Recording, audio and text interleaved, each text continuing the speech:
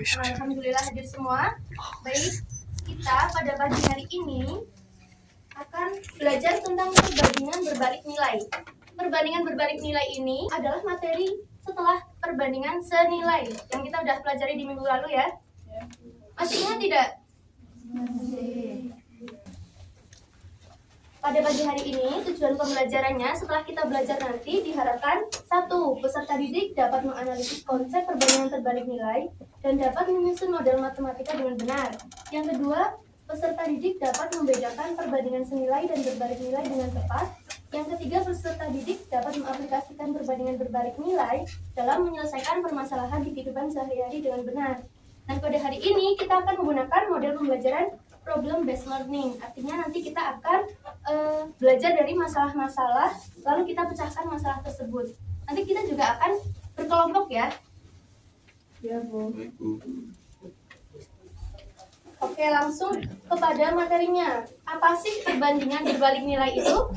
Ada yang tahu perbandingan berbalik nilai? Belum tahu. Kalau gitu, kita harus mengamati ini dulu. Oke, amati bersama-sama. Misal nih, ini ada kedai es krim. Nah, di sini ada 2 bestie ya. Bestie ini mau beli es krim. Habis pulang sekolah panas. Ya, yang pertama ini misal Mbak Anin. Dia beli es krim 1, harganya itu 4.000. Kalau beli es krim 3, harganya 12.000. Terus teman-temannya pada nitip. Soalnya suka nitip. Jadinya dia harus beli 5. Kalau beli 5, nanti berapa bayarnya? Nih, secara logika, kalau beli 5, nanti uangnya semakin banyak apa semakin sedikit? Banyak. Masa dapat banyak, malah maunya bayar yang sedikit? Nah, coba bisa menyimpulkan nggak ini konsepnya? Ada yang bisa menyimpulkan konsepnya? Maksudnya ini ya. Ini kesimpulannya. Semakin banyak barang yang kita beli, semakin banyak pula uang yang kita keluarkan. Itu namanya perbandingan senilai. Nanti semakin banyak ya semakin banyak yang dikeluarkan. Begitu juga sebaliknya. Kalau kita belinya semakin sedikit, misal setengah es krim, ya nanti berarti bayarnya cuma setengahnya. Tapi nggak boleh beli setengah ya. Coba kita amati lagi yang kedua ini. Misal nih, ibu guru mau pergi ke sekolah naik mobil, naik taksi. Nah ini jaraknya 56 km per jam. Nanti ibu akan menempuh perjalanan selama 5 jam. Lalu, kalau ibu makin ngebut 70 km per jamnya, nanti lama perjalanannya menjadi 4 jam. Tadi kan 56, perjalanannya 5 jam. Kalau 70, ibu cuma butuh waktu 4 jam. Berarti itu perbandingan senilai atau berbalik nilai? Berbalik nilai. Karena semakin besar atau semakin banyak kecepatannya, kita butuh waktunya semakin sedikit gitu. Jadi sudah paham konsep berbalik nilai dan senilai? Coba ibu mau mengetes nih yang belakang, coba ngantuk nggak? Mas Rifki, kalau senilai itu gimana konsepnya? Tadi semakin banyak yang kita beli, semakin banyak yang kita keluarkan. Iya, betul. Tepuk tangan buat Mas Rifki. Ya gitu ya. Dan itu juga berlaku kelipatan. Nih, kita simpulkan dari 2 yang kita sudah amati.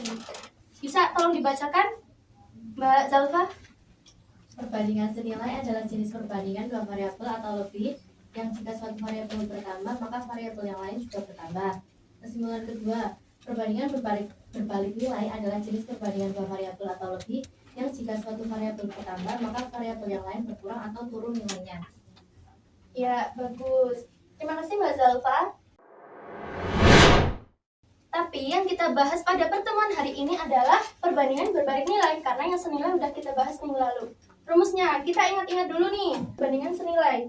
Ingat pada perbandingan senilai. X itu variabel pertama, A itu nilainya variabel pertama, yaitu variabel kedua, B itu nilainya variabel kedua.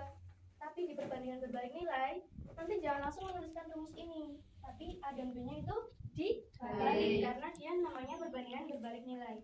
Kalau sesuai grafik, ini grafiknya itu nanti akan turun. Misal, seorang pekerja, 6 orang pekerja itu membutuhkan waktu 3 hari buat selesai membangun suatu bangunan. Nanti kalau 4 orang pekerja, dia Kalau pekerjaannya semakin banyak, butuh waktunya sedikit atau banyak? Makin cepat nggak? Makin cepat. Jadi semakin banyak pekerjaan, makin cepat juga. Apa ini?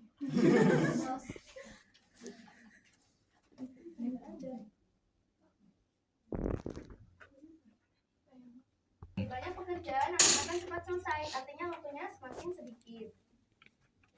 Langsung kita ke contoh soal. Sebuah pekerjaan dapat diselesaikan dalam waktu 20 hari oleh 5 orang. Jika pekerjaan tersebut dikerjakan oleh 10 orang, ini orangnya makin banyak apa sedikit? Makin banyak. Maka berapa lama pekerjaan tersebut dapat selesai? Langkahnya kita bikin tabel dulu biar kita nggak bingung. Di sini ada 2 variabel, hari atau waktu dan orang atau pekerja. 5 orang itu bisa selesai 20 hari. Kalau 10 orang berapa hari? Nah, ini menjadi X. Yang ini orangnya juga jadi variabel kedua, jadinya B. Yang ini kan A, ini B. Tapi jangan kita tulis A per B, kita balik dulu, yang dicari itu yang di atas. Perbandingannya sudah kita tulis di sini, kita tinggal kalikan silang. 10 kali B sama dengan 5 kali 20. Nanti 10-nya itu kita pindah, jadinya per 10. Setelah dihitung hasilnya 10 hari. Jadi jika dikerjakan oleh 10 orang, maka selesai dalam 10 hari. Bisa dipahami? Bisa. Ibu punya lembar kerja, nanti diselesaikan berkelompok. Oh ya, ini ibu lupa di awal tadi, ketutup oleh lembar kerja ya. Jadi di sini itu ada who is today's superstar. Jadi nanti siapa yang aktif di hari ini, pertemuan ini, ibu kasih bintang. Ini enggak sekedar bintang, tapi nanti bintang ini ada poinnya. Misal kalian aktif, kayak tadi ada yang ibu suruh baca, dia juga dapat poin. Nanti di akhir kalau nilainya kurang, itu bisa buat nambah-nambah nilai di akhir. Oke, ibu bagi ini dulu, sekarang dikerjakan.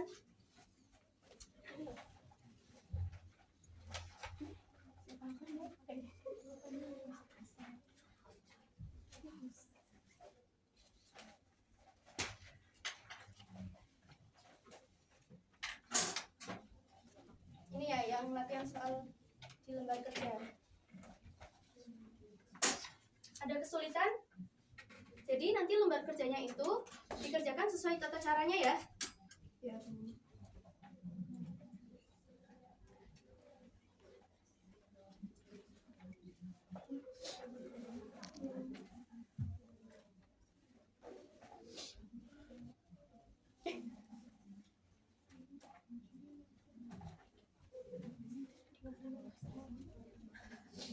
Gimana? Ada yang udah selesai?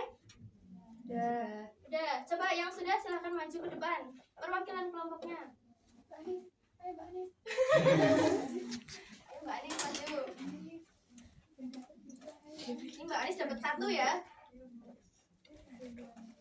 Dibacain dulu aja nggak apa. Jadi Sambil disimak ya.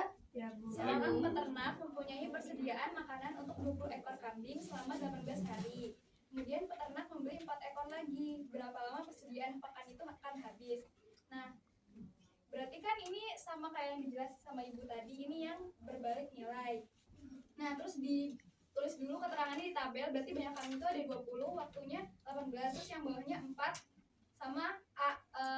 Saya menyimpulkannya A untuk variabel yang dicari itu. Nah, terus dikalikan dari 20 kali 18 dibagi 4, hasilnya 90.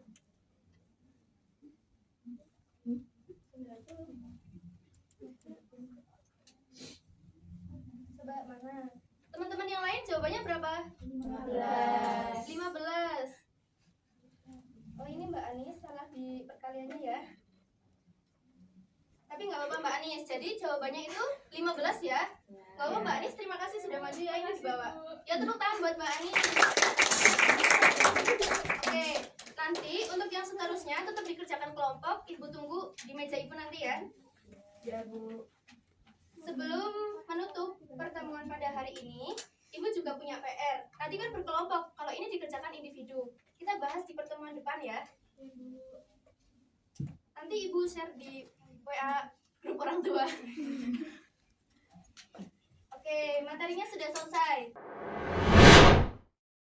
Sekarang sebelum menutup, kesimpulan pada pembelajaran pagi hari ini, ada yang bisa menyimpulkan? Kalau nggak ada, ibu tunjuk. Ada yang mau dapat bintang nggak? Coba Mbak Amal.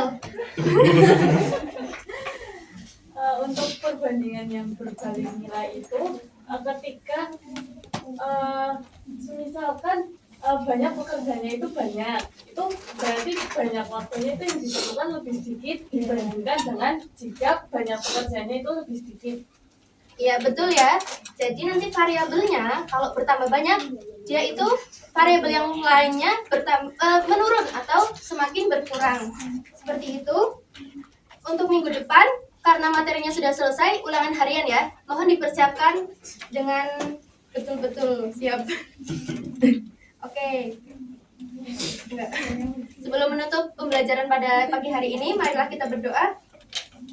Berdoa mulai. Baik, berdoa selesai. Untuk ini yang jadi superstar hari ini, belum Ibu rekap ya. Ibu kasih tahu di minggu depan. Oke, kalian harus terus semangat untuk belajar.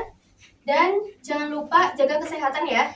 Terima kasih. Sekian dari pembelajaran pada pagi hari ini. Wassalamualaikum warahmatullahi wabarakatuh. Waalaikumsalam warahmatullahi wabarakatuh.